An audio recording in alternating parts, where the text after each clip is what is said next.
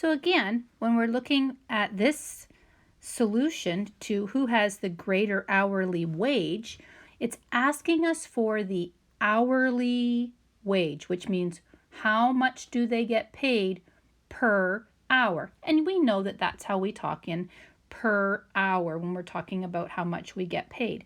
So that means we're going to take the how much we get paid, so the amount of money divided by the number of hours.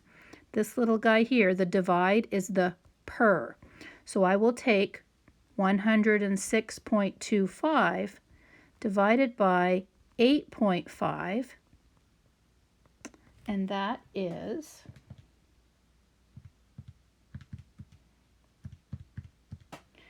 $12.50. Now, when we're talking about money, we always use 2 decimal places if we have any decimals at all, and that is per hour. So Jack, we do the same way.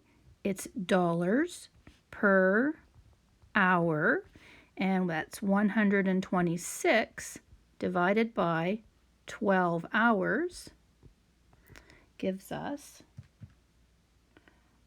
oh, it's 126. I typed or put it wrong. 126 divided by 12 is $10.50 per hour.